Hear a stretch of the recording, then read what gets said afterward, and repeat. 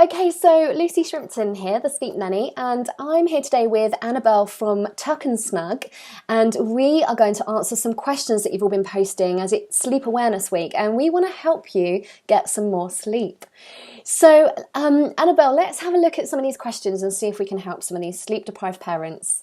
Yes, hello there, Lucy. We've got some great questions that have come in over the past week from Facebook and Twitter. So we were really looking forward to answering all your questions. So let's start. We've got one from Anne-Marie here.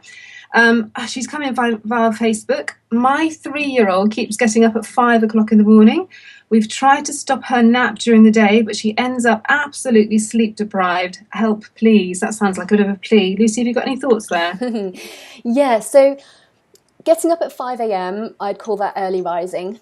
I call anything before 6 a.m. nighttime. It's, 6 a.m.'s got to be the earliest, really.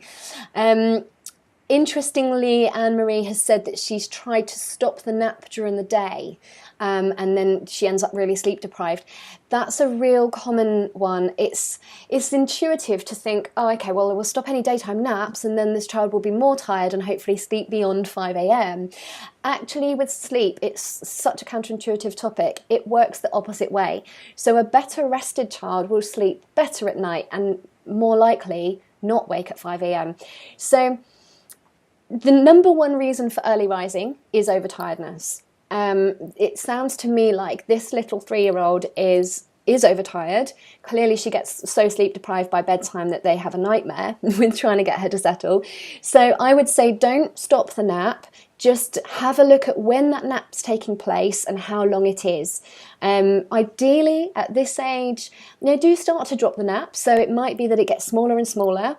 It might be that she just reaches a point where some quiet time is enough. But it sounds to me at the moment, this little one still needs something in the day.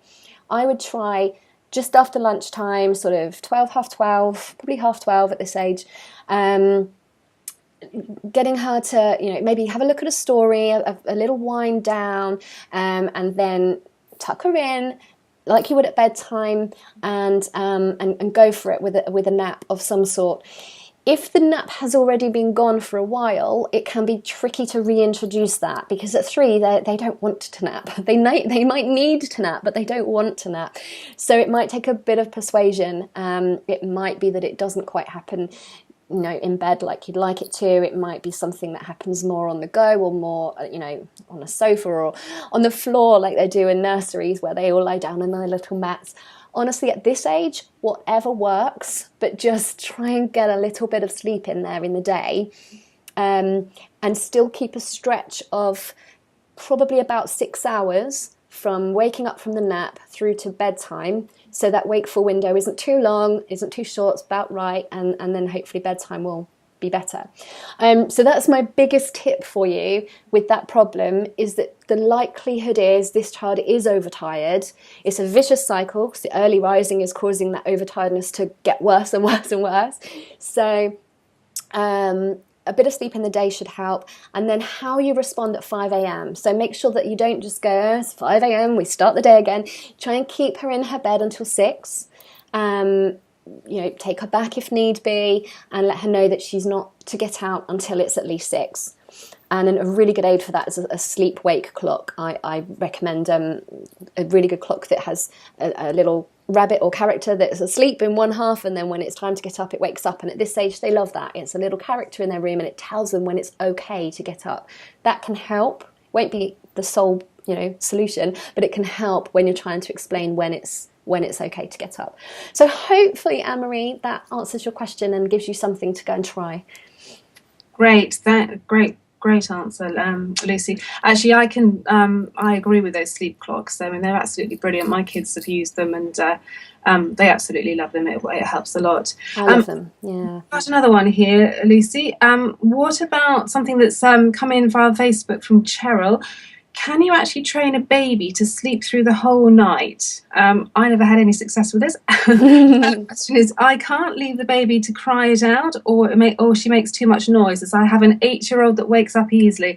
Now I think I've been in this situation, but Lucy, have you got any first to kick that one off? Yeah, again, a common problem is, not that kind of rushing in to stop one child from waking another, and that comes up a lot. To answer the first part of the question, can you actually train a baby to sleep throughout the whole night? I can't answer that broadly. You can't train like a 3-week-old to sleep all night because they're going to wake up with hunger needs. So I can't give you a blanket answer to that question. Yes, you can, age dependent, feed needs dependent, there's lots of factors there. But what it actually comes down to is if they are cognitively ready and able to learn the ability to settle, so that's being able to put themselves to sleep, and that is a learned skill. It's not something we just get. It's something we do have to teach somehow. If they're cognitively ready to learn that, and they start to then develop that skill of self-settling, and then that will come into the resettling. So if they wake or they become partially awake at the end of the sleep cycle, they can put themselves back to sleep. Once they can develop that skill, then absolutely they can sleep through the night. That can happen anytime really from 18 weeks onwards. Some little ones sleep brilliantly through the night even earlier. Quite often that is a fluke, but great if they're doing it. Lots of rest for mum and dad.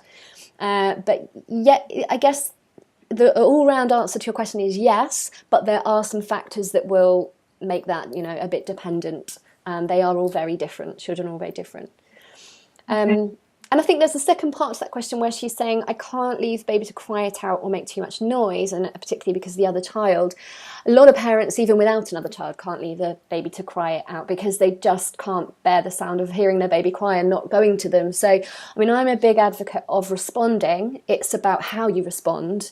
Making sure that, if it was a toddler, that you don't get caught up in all the little toddler tactics, or if it's a baby, that you don't think, well, every time they cry I have to feed the baby and that will put them back to sleep. Sure, feed a hungry baby, but you don't need to feed as a sleep mechanism. So I wouldn't, to clarify, it doesn't take leaving a baby to cry in order to train them to be able to sleep throughout the night. Those two things they don't go hand in hand. And that's a common misconception. People think in order to sleep train a baby or a child, you have to leave them to cry. And that's absolutely not true at all. So hopefully that clears a few things up for Cheryl's question. And there's another, just to add to that, Lucy, my children are now 7 and 5. And if I think about how my eldest child sleeps, she does sleep. So you may be worried about waking up the other child, but chances are, at that age, they're a pretty good sleeper. And if they do get woken up, and at that age, they do tend to go back to sleep again. That's right, Lucy? At 8, really, your 8-year-old most likely is very skilled at settling and resettling. So if your 8-year-old is tired, he or she will go back to sleep, even if they are disturbed. Maybe they are a light sleeper. Maybe the baby crying might wake them. But you're right, Annabel. Yeah, the 8-year-old should most likely resettle fairly easily. Maybe just a quick visit from mum or dad to say, it's okay, don't worry. They become resilient too, though. Siblings do start to, if you let the other one make a bit of noise, you'll probably find the older one just sleeps through it because they become very resilient to noise when they get used to it. Exactly. Now we've got 2 questions here, Lucy. One from Vanessa and one from Harriet. They were both coming from by Twitter, actually. Vanessa says, my toddler goes to sleep fine but wakes up wanting mummy very loudly. We'll be in there. And Harriet, she says that she's got a 13-month-old and wakes at least once a night and then refuses to go back to sleep. So I guess we're sort of talking about the same issue there. Yeah. I could probably just start that one off in terms of what I think about that. And Lucy, if you want to come in on your opinion as well. Sure. I'm going to come from this very personal angle on it, really. Some of you may know out there, we've launched recently with a product called TuckNSnug, and it aims to keep the bed linen, the bedclothes on the bed at night. So children one of the reasons children wake up is the fact that their covers slip off the bed at night and they wake up cold. So there are lots of reasons why kids wake up. If you can sort of start to look at the issues why the kids are waking and start to sort of tick them off your list and fix those problems, that's obviously one that, you know, the kids won't wake so often. But also this thing about children waking up and refusing to go back to sleep. I think it sort of very much comes to sort of parental skills and parental endurance there. From a personal experience, when my children used to wake up at night, I used to go into a little bit of a routine and try and address the problem as to why the kids are waking up at night. Obviously, TuckNSnug evolved out of that, but I always used to make sure that I used to go and see the kids, even if they used to come running into our bed at night. I'd always make sure that I would pick the kids up, give them a big cuddle, and go and put them back into their bed. And it's that sort of routine process. It took a long time. You know, for me, it took about 6 months plus. It would take an awful long time, but it was that absolutely sort of, you know, the endurance of it. You know, it's happened. Let's address it. Let's routinely go and put in the kids back so that they know that that's that's their bed, that's where they want to sleep. And to be quite honest with you, I did do an awful lot of sleeping on the floor when my children were young, just to make sure that the kids knew perhaps that I was there, but they would stay in their bed. There was some sort of security. I probably got in a bad habit because when they were asleep, I used to sort of like nip out and nip back to my bed. But I have to say, the reason I got through that process was very much sort of the endurance of it. It's not for everyone, but, you know, I came out the other side and my children are now absolutely brilliant sleepers. And also, I have to say, that time in the middle of the night where you are trying to get your children back to sleep, provided they're not sort of screaming their heads off, it's actually quite a good thinking time as well. It's quite a nice quiet time of the night. As long as you can get into that sort of zone and feeling that, you know, don't beat yourself up about it. It will happen. It's children, but try and take some positives out of it. Who knows? TuckNSnug was born out of that quiet thinking time, and it could be a time that you as a mum, as a dad, want to sort of readdress and think a bit more positively about some things that you may want to do. So just turn it around a bit, I think, and not beat yourself up that your kid keeps waking and into habits. Lucy, you probably got other views on that, but no, that's great. And I think your mindset, really, your mindset and how you interpret the thing that's happening. Definitely, if you find it a big frustration, then you approach the whole thing frustrated. And then if you tell yourself, I'm not getting my sleep and I'm going to be tired, you tell your subconscious mind that you're going to be tired, and you will be tired, because the subconscious mind is very, very powerful. If you tell your subconscious mind that it's fine, everything's great, then you'll feel fine in the morning. And it's amazing what your mindset can do. So I couldn't agree more. And like you said, you never know, you might have a fantastic idea that just comes out when you're in that nice, clear, calm mindset. With this sort of waking, toddlers waking, I mean, I know Vanessa's question, you know, she wakes up and wants mummy loudly, and Harriet's question, wakes at least once a night and refusing to go back to sleep. Whether it's a toddler that you need to take back to their bed because they've come into you, or whether it's a little one, it's, you know, maybe they're in their cot and they are just shouting or screaming out for you. I always encourage responding, but again, it's how you respond. So whether that's, and then to do it consistently, like Annabel, you said you would, you had a thing that you did, and that was, you know, a cuddle and take them back to their bed. That was what you chose to do. It was, this is where we go back here, and then you would stay and make sure they're settled, and you always did the same, so they knew what to expect. And I think that's important. What you don't want to do is one night, or let's say it gets to 5 a.m, you've had enough of putting them back, and you say, okay, come in our bed then. And you know, the child just learns that, okay, so at some point I can come in your bed, so why can't I come in your bed at 11 or at 3? Why is it after 5? You know, they don't know the concept of time. All they know is this is a possible outcome that can happen, and they'll hold out for it. So if you want to co-sleep, if you want your children to come into your bed for cuddles, there's nothing wrong with that. And I'm not saying you shouldn't do it. It's not for everybody, but if it is for you and that's what you want to do, that's fine. But you can't, it kind of has to be okay or not okay. It has to be black and white for the child. You can't say, well, it's okay when I want it. Do you know what I mean? When I think when it suits me, you can come into my bed. It has to be really clear. Like, either you wake up, you've had a nightmare, or you just feel like coming in mummy and daddy's bed and we welcome you and you come in, or no, mummy and daddy's bed is ours, it's a no-go, no, it's a child-free zone and you sleep in your bed, and that's the kind of the rule. And I think it's really important to decide where you sit in that and stick to it for the consistency and for the clear message that you send the child. And that's slightly gone off topic there, but I think it's relevant to the whole what to do when little ones are waking in the night. What is it they're wanting? Why are they continually wanting it? Are they getting it? What message are you sending? And if you can give a message that says, you go back to sleep, this is where you sleep, whether that's I'll stay with you to your sleep, or whether that's no, you sleep there and I'm going back to my room. Whatever you decide works, just be consistent with it.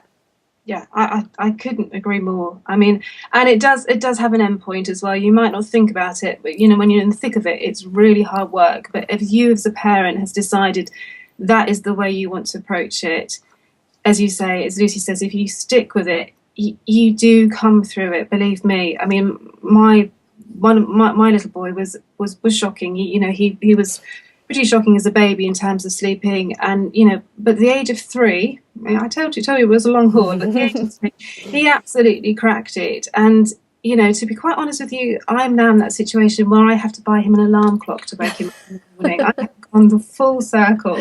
And they say that sleep breeds sleep, or begets sleep. I think if you start, then the kid starts to get some good Zs and shut eyes, then the whole, and they learn that routine, then you will come out of it. And as a parent, I think you also quickly build back up on your sleep again as well. You function on little sleep, and then when it comes, your body completely repairs itself again. Yeah. I was talking to a mum earlier actually who since working together, obviously the sleep has increased for the child, and the mum's going, I'm getting all this sleep now and it's just making me want more of it. And that's exactly what sleep does. She's survived on much less sleep. Now she's getting it back, and it's making her want even more. And it's the body's way, like you said, of repairing and catching up. But it's so important. Sleep, I know we're really talking about the children's sleep difficulties, but it's the parents' lack of sleep that's massively affected when you have children that don't sleep. And we're the ones who need to function. We need to keep them safe when we're driving a car or operating machinery, or and safety, health, immune system, well-being, like all these things can be improved with good sleep. And I think it's key. And I think if you are struggling and you feel like you've tried everything, it's worth seeking help, asking these questions, contacting somebody who maybe has a different approach for you or an answer, or that might be able to see through the cloud of tiredness that you're in and spot what's going on and get you off onto a more constructive path. Yeah, definitely. Right, we've got actually another one that's quite an interesting one here from Sarah from Portsmouth. This is perhaps for slightly older children, maybe about 3 or 4, is when they start to have terrible night terrors, and this is an interesting one. It says she's asking for any advice on how I can deal with them. She appears to be in a trance-like state. Do I wake her up? Because then I have a problem of getting her back to sleep. As you say, we've touched on the many reasons that kids do wake up during the night. This isn't such a simple one to address, is it? No. Great one though. I do love this topic, I guess, because it's I find it interesting. Yes. The whole parasomnias thing, which is everything from sleepwalking, sleep talking, night terrors, all those things. The description of looking, did you say like they're in a trance? That exactly is a great definition. When people often get night terrors mixed up with nightmares, a nightmare obviously is a very bad dream, but they know what happened. They wake up, they're upset, they remember it, and then they can be calmed about it. With a night terror or confusion or arousal, as they're known in little ones, smaller ones, they don't know what's going on. They have no memory of it come morning, so you don't need to worry about it being, disturbing. They won't remember it happened. And they do look like they're awake, and that's why it can be really confusing for a parent if you've never seen one before. Your child might wake or be semi-awake, be thrashing about. These are different characteristics you may or may not see in a night terror. They can be thrashing about, kicking out, punching out even. Sometimes you get disturbing words like no, get off, stop it, those sorts of words which parents can find a little bit disturbing, like they feel it sounds like their child's having a nasty dream, but they're real typical characteristics of one of these episodes. And then they may become, they may be up, they may be sitting, and if you go to them, they can look at you in that trance-like state. They look like they're looking through you. They look like they're almost like they're possessed. And if you try to comfort a child in that state, you might become a part of the confusion. They might lash out at you. They might push you away and not accept the comfort. They could look confused at you and be looking at you as if to go, almost like they don't recognise you, which is obviously horrible to experience as a parent. And another one is you could try and talk to them just to see if it's one of those and sort of ask them questions, and then you just get irrelevant conversation back. It's really bizarre, and I've experienced these firsthand because my son used to get them quite regularly and less often now, but I very firsthand recognise these. My answers for handling those, and I just wanted to get clear on what they look like for people who may not be sure, but for handling those, should you comfort or should you wake them? No, you can't really. As tempting as it might be to kind of break them out of it, you can't really. If you do manage to, you'll be left with a child who's kind of like, well, what are you doing here?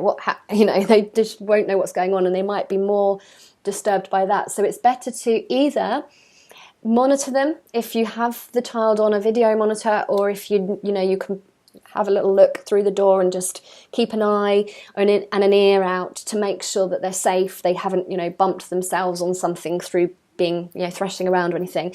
So make sure they're safe, make sure they're not in any danger, and that, monitor it until it passes. Or if you do feel that you need to go to them, you can go to them, maybe just sit there and just try the firm kind of hug hold. Sit next to them, hold them, firm hug, but without any kind of, you're not trying to do anything, you're not trying to, bring them out of it, you're not trying to soothe them, you're just literally there. They may or may not come out of it, they might push you away, it might be better that you just sit, outside the door and wait. It's not really something you can fix or make stop. It's kind of something you have to ride out, and to prevent them, the best thing is more sleep. The chances are they are getting overtired somewhere in their day. So maybe they just started school, or something shifted. Maybe they've just dropped their nap, or maybe, they've got exams at school, or something else is happening that's causing them to feel a bit more drained than normal. And that's a likely reason for them to occur. Good news is they tend to only last about 15 minutes at most. They can go on longer, but yeah. I would keep an eye on them. If you see them regularly, just keep an eye.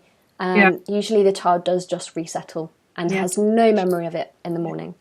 Yeah, I hope that helps you, Sarah, because I remember my daughter in particular, when she first had them, they absolutely terrified the life out of me because they are so disturbing. They are.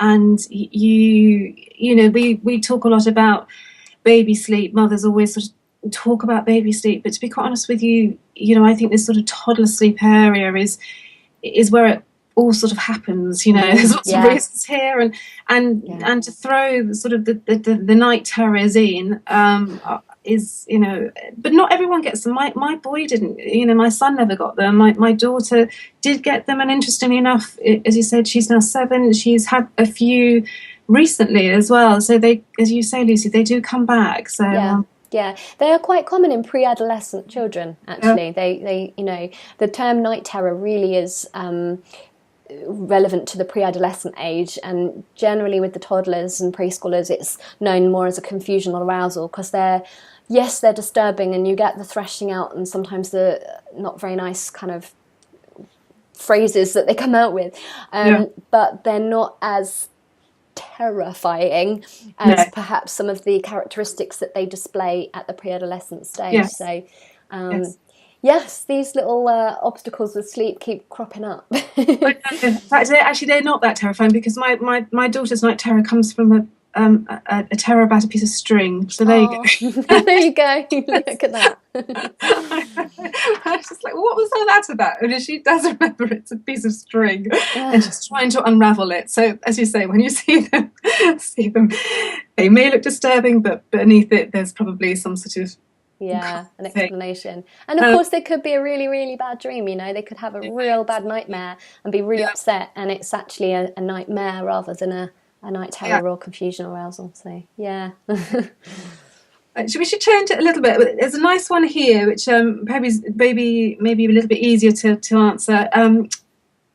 What's the best time to move a toddler from a cot to a big bed? Again, that's a question that you must get asked all the time. Definitely. I get it asked quite a lot of times. It's sort of very much the things that we've addressed as a family as to when you move a child. Do you go from cot to cot bed? Do you go from cot to big boys, girls, single bed? What do you think, Lucy? Is there a set time? Well, the best time in terms of sort of age of when I recommend this, it might be later than some might think, but let's put it this way. They don't get the cognitive ability to fully understand the concept of staying in bed until they're at least 2.5. So if that gives you a kind of a ballpark, if they're under 2.5 and you move them to a bed, be that a toddler bed or a single bed or whatever kind of bed, if they've got that sudden freedom from the cot sides to nothing, it may open a new can of worms with the repeated getting up thing, because they just don't, it's like this newfound freedom and they don't really know what to do with it. Now, I understand some babies do need to go into sometimes a cot bed or a toddler bed earlier than 2.5 because they've learnt to climb out, and then maybe they're in danger of hurting themselves. I've seen some and heard reports of some that have, not even climbing, but could literally swing themselves over and end up banging down on the ground, and you're in danger of broken arms and legs and things, and parents have gone, I have no choice, I have to get this child into a bed because they will just keep climbing. So there are exceptions to that where it's there's no choice. However, if your child is happy and sleeps well in the cot, and or at least isn't trying to escape the cot, I would keep it until you get closer to age 3, or at least past that 2.5 mark, because you'll have an easier time getting them to stay put when they go into a bed. And some people do find that like, oh really, that long? And it worked a treat with mine, because luckily I knew that in advance and kept them there. Although the youngest did start climbing, much to all our surprise. She did decided to start climbing one Christmas, and we had to step up the transition a little bit ahead of schedule. She was probably just before she was just over 2.5. She was just under 2.5 when she was climbing. So it was in the new year, and I went, right, we're going to have to move her into a bed. But she's the sort of temperament that, and the easygoing type that was okay with the transition. If your child, and this is kind of like an added bonus bit of info here, but if your child is of the super alert temperament type, the kind that look like they're taking notes on the world when they're a baby, that they're into everything, they're super alert, they tend to struggle with sleep anyway, they're that kind of child, then try and keep them in the cot longer, because they're the more likely type to get up a lot in the night and struggle with the transition. And you also might get lulled into a false sense of security by putting, I don't know, an 18-month-old in a toddler bed and going, oh, they sleep, they stay fine. Yeah. 2 months, 3 months down the line, they start to go, oh, hang on a minute, I have freedom. So yeah, in terms of making that an easier transition, I would wait till they're cognitively ready to actually understand. So sort of 2.5, plus, that tends to make life easier anyway. And there's no difference, is there, Lucy, between, again, I mean, I can only talk from personal experience here, but my children went into a full-size single bed very early on,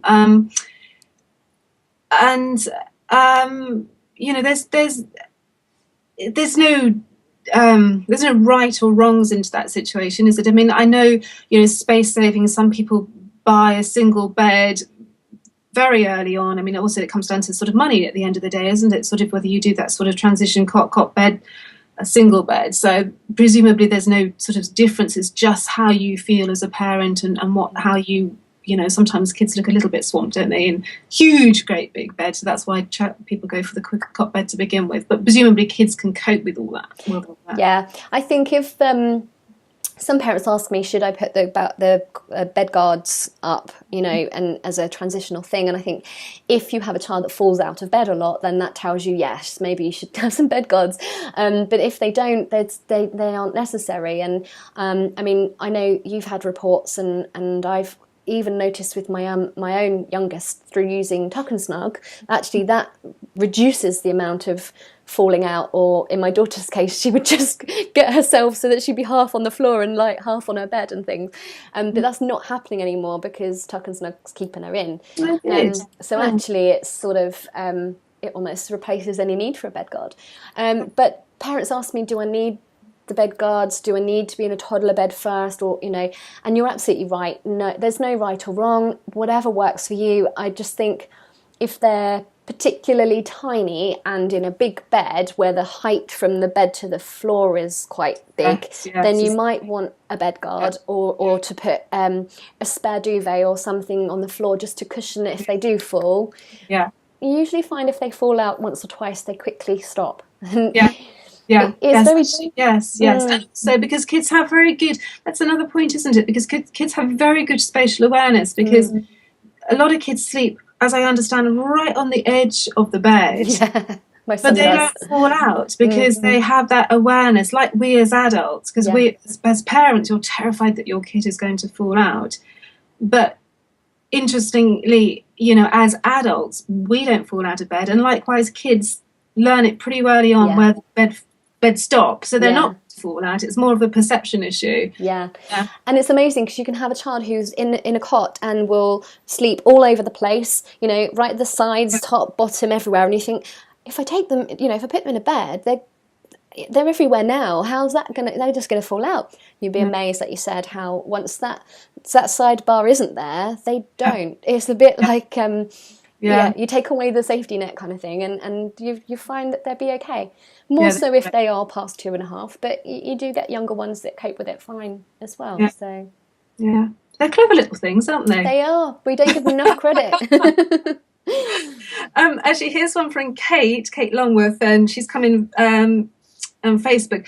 Actually, she's got a 22-month-old, and she says this little kid of hers is obviously very bright because his kid is up sort of 15 to 20 times a night apparently, and jumps out of his cot and goodness knows what else. So Kate, you've obviously got a bright little kid there. But what perhaps this does lead on to the fact that she says that she's tired. This is what the kid is getting up to, but the clocks are about to change. Lucy, what have you got for tips? Because obviously that is a big factor with patterns and routines and things like that. It is, definitely, and it's something every year I release blogs and tips on because it's such a hot topic. Fortunately, this one, the spring forward clock change, is better in terms of our children's sleep than the fall back, which we all dread. Because as much as before we had children, we loved the fall back because we got an extra hour in bed, as opposed to spring forward where we lose an hour.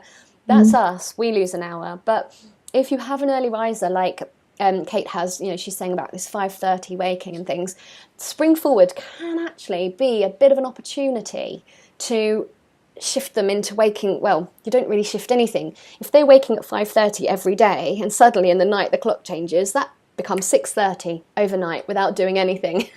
So if you can work with that and go, oh, okay, 5:30 has become 6:30 because the clocks have gone forwards, you then set your routine from there, and there are ways of manipulating the schedule a little bit to then keep that going. Then they'll have other tips with the clock change, which you can move things gradually. So use the week leading up, or the 4 nights, I think I do it over, leading up, to shift bedtime by 15 minutes each night, and that works fine if your child's really sensitive to the time they go to bed or the amount of sleep they get. If it's all a bit of a mess anyway, then I would use, and especially with early rising, I would use the clock change as an opportunity to say, okay, I might not get any more sleep, but effectively my child waking at 5:30 is going to wake at 6:30 tomorrow. So let's roll with that and try and make it 6:30 the next night. And it's almost like an instant, it can be an instant fix for some people. Actually, that comes on to Liz, she's coming via Twitter as well. Just how much sleep should my child, if she's got a child age 5, be getting? I mean, as you say, kids naturally, that light coming through the curtains is going to wake kids. It does. More. I mean, but also, that whole thing. I mean, do we need so much sleep do kids need so much sleep during the when it's the summer months? I mean, is that again a bit of a... It is a bit of a myth, that one. Yeah, it is a bit of a myth. I don't know if that's just something we'd like to think, but the seasons don't really alter it. I mean, if you imagine in some countries, obviously here the light and dark of the morning and evenings changes quite drastically, and we change our clocks. There are other countries in the world where it stays pretty consistent all year round. And then, of course, you've got further north from here where it's... ridiculously light in the middle of the night. So the truth is we do need our sleep, and the light will affect it. It's right back to kind of caveman days where we got up with the sun, went to sleep. It's circadian rhythms and everything coming into play. My advice as we go into the lighter mornings, well, we're starting to now, aren't we, before the clocks push them forward, but then the lighter evenings as well at bedtime, is it's definitely worth going for, investing in some good blackout blinds, blackout curtains. There's this stick-on stuff that's like the magic whiteboard stuff, but blackout stuff that you can cut to fit each pane of window so that you can make sure you're really getting it all covered. Any chink of daylight could spark the waking to come on. So the more you can black out the natural light, the better. Use a night light, use an artificial light if you need a bit of light to see what you're doing. But if it's sleep time, I really recommend, my kids have got blinds followed by curtains, which I tuck in and then put teddy bears on top just to try and keep it as dark as I can. One of them is particularly sensitive to the light coming in, and it will just wake him. Take them camping and that's it. You're up at 4 a.m. So, it does affect sleep, and just because the sun is up doesn't mean you will miraculously cope with it. So how much sleep should a 5-year-old get? Again, they do vary, but somewhere between, 10 and a half, 11 hours is quite average. I know some 5-year-olds that can still do 12 hours, which is a lot, but they're usually the easier going. Easy sleepers, never been a problem. They maybe do that. But if you're listening to this, you've probably got a challenging sleeper on your hands, and they're more likely to do sort of 10 and a half, 11 hours ish. And they're probably quite ready for bed as well when it's bedtime. Sort of 7:30 maybe. You probably find that they're ready for sleep. Okay, we're cracking through these questions. One that's quite an interesting one. What about appropriate room temperature? I know for a child to sleep in, this is Katie. She's got a child at the age, a young daughter, age 4. I know from my experience as a mother, when I had when my kids were babies, I was constantly looking at the thermometer in the room to sort of work out whether they were going to be too hot, too cold. Another reason why I invented TuckNSnug, there was sort of slightly consistency, as I knew the kids would be quite warm and cozy in their bed at night, and that sort of stopped me sort of constantly going and checking the temperature gauge. Is there an appropriate room temperature for kids? Is there a good sleeping level? Yeah, they say 16 to 21 degrees C, and I've have seen some data that says more like 18 to 22, so that's only slightly shifting it that way. So somewhere in that region, you're talking about, you know, being a pretty good temperature. And the same for adults, really.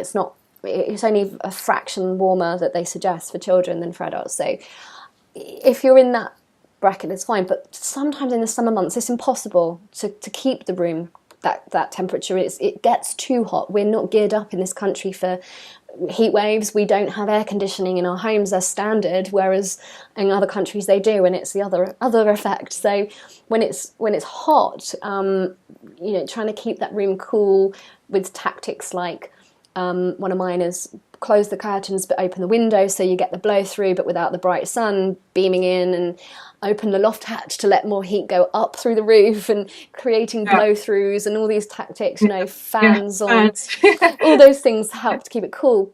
Yeah. At the other end of the scale, when it's cold, as it has been and it is at the moment, and you've got the other problem, well, definitely TuckNSnug. I was recommending it to somebody the other day who had this very problem, and I said, actually they're out in Japan, and I was saying, I'm not sure if we could get you one out there, but they were having this very problem of a cold child, and they think that there's waking through being cold, and I said, if you can get TuckNSnug on him, you're going to overcome that.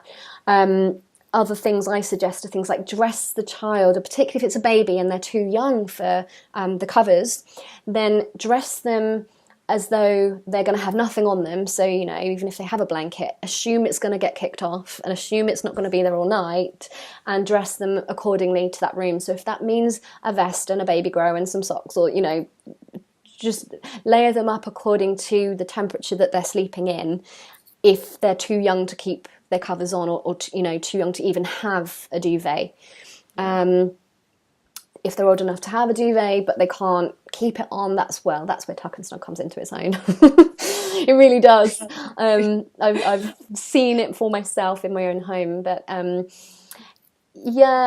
I think that pretty much answers that question, doesn't it? Yes, I think it does. Yes, as I say, I've certainly been there with thermometers, and you get slightly paranoid, I think, as a new mother looking at temperature, and it just becomes a little bit of an obsession, I think. Oh, absolutely. One minute you think your child's going to freeze to death, and then you think that they're going to overheat. And I remember arriving on holiday when my son was 10 months, and the air conditioning was set to go off. It was a villa, and it was set to go off in the night, and we would wake up through being so hot. And I remember getting on the phone and to the management company saying, if you can't get this aircon to stay on all night, we're leaving, because my child will die. You know, and like really paranoid. Obviously, first child. Exactly. You do, and it's scary. But I think, if in this country especially, our temperatures, we can get cold and hot, but it's never to a death-defying extreme. And I think so long as we, you know, dress them accordingly is a big tip, and try and keep the room as level as you can. I totally agree with that. Right, I think to wrap up, I think, as you say, we've had a fantastic response to all the questions coming, you know, to asking for questions, and they've certainly come in thick and fast.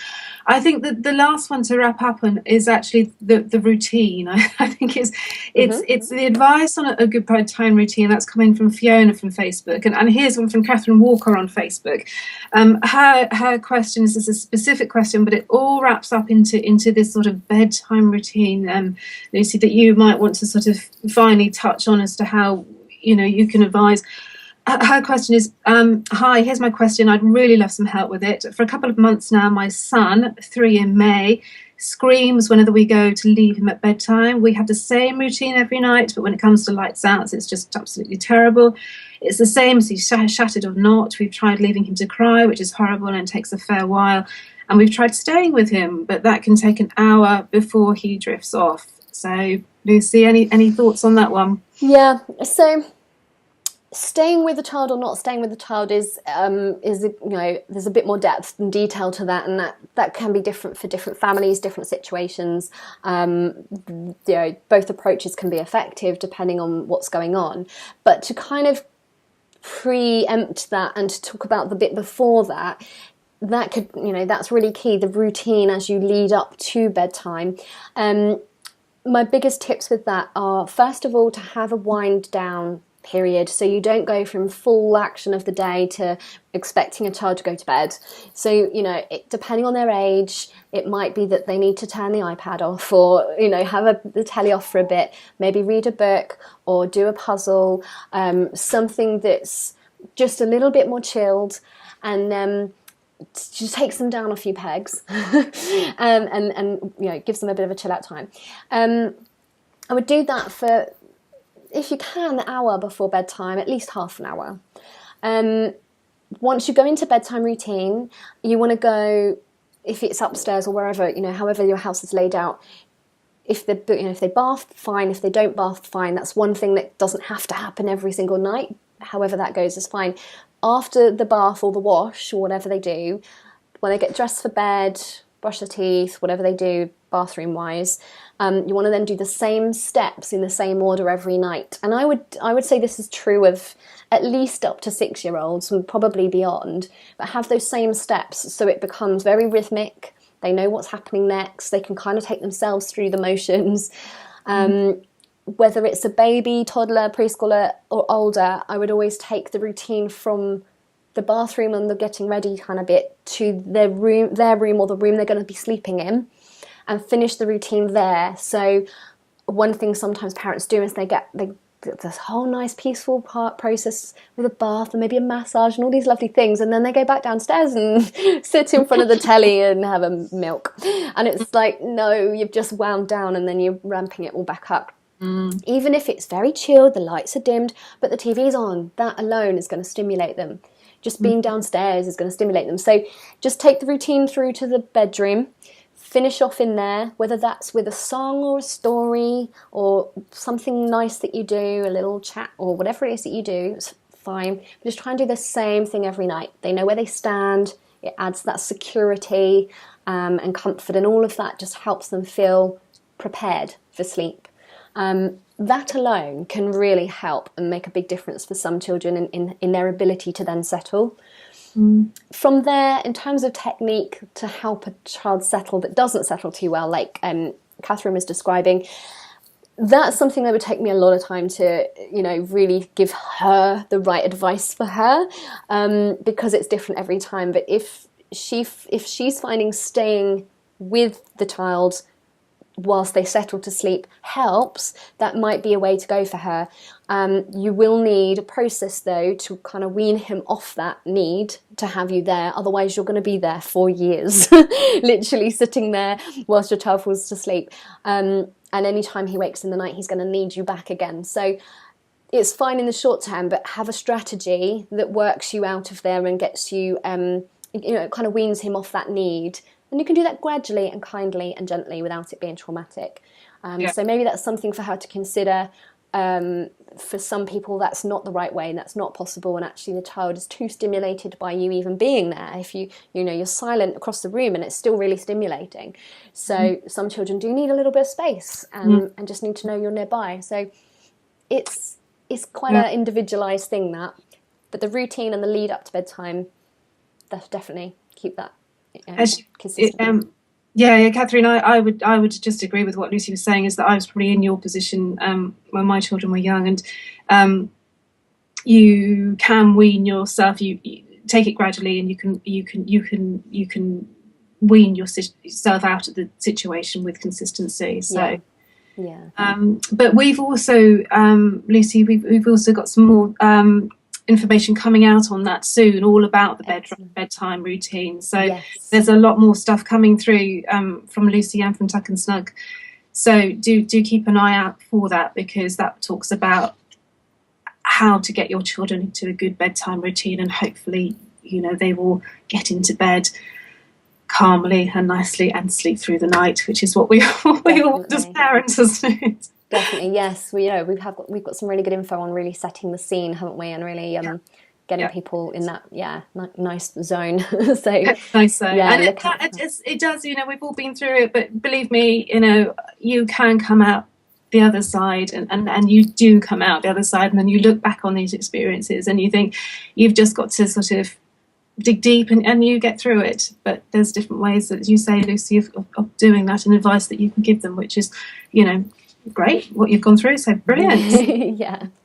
Yeah, I think definitely. we've done it. There's anything else on there, Lucy, that you can see? Or I think we're there. I think we've covered most of them. And yeah, I think we're at time now. So yes, it's really really good to get through these questions, and hopefully we'll take some more again really soon. Yeah, we'll both do that. So we'll see you soon. And so, as I say, thank you very much. Thank Okay, you. bye.